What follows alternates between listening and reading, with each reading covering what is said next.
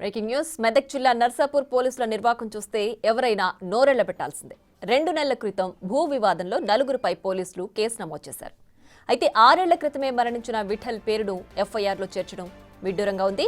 దర్యాప్తు చేయకుండా ఏకపక్షంగా నర్సాపూర్ పోలీసులు వ్యవహరిస్తున్నారని మృతుడి కుటుంబ సభ్యులు ఆరోపిస్తున్నారు. నర్సాపూర్ పోలీసుల తీరుపై విమర్శలు వెల్లువెత్తుతున్నాయి.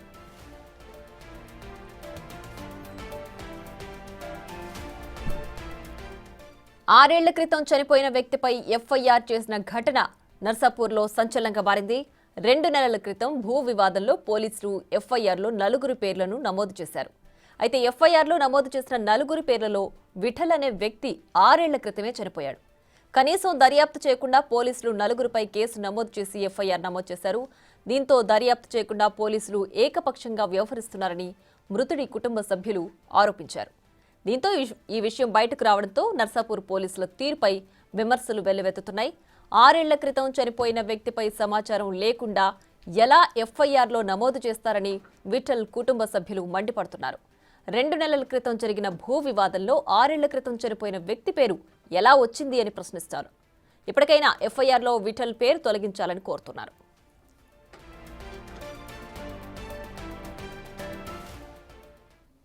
మా బాబాయ్ చనిపోయి 6 సంవత్సరాలు అవుతుంది. 7 సంవత్సరాలు అవుతుంది.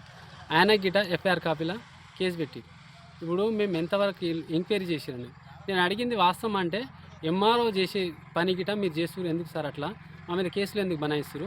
ఆ కేసు మేము మా భూమి అనేది మేము దుంతున్నాము. వారసత్వంగా వచ్చిన భూమి అది కావాలని కాదంటే మా ఏరియాలలో ఎవరైనా వస్తారు. వాళ్ళకిట పిలిపిస్తారు పెద్ద మనుషులు. పిలిపించినాక గిట వాళ్ళు పెద్ద మనుషులు వచ్చారు 20-30 మంది. వాళ్ళతో గిట మాట్లాడలేదు ఎస్ఐ గారు.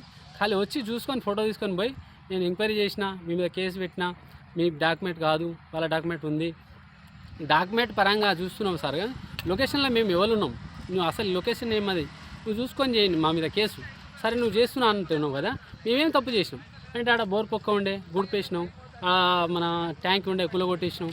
అంటే నేను ఏ ట్యాంక్కి గులగొట్టినాను ఏ చేసినాను అనేది మీకు ప్రూఫ్ కావాలంటే 10 సంవత్సరాల నుంచి బీడు ఉంది. మా ఆవులు ఉన్నాయి, గోదలు ఉన్నాయి. ఆ గోదాల గురించి మేము బీడు ఉంచినాం కులాలు. ఎందుకంటే ఇటు సైడ్ అంటే మొత్తం ఉంచలేము, కొంత 10-30 గుంటలు అందరం తాతలు ఉన్నాయి. అప్పటి నుంచి అట్లనే ఆగుతుంది.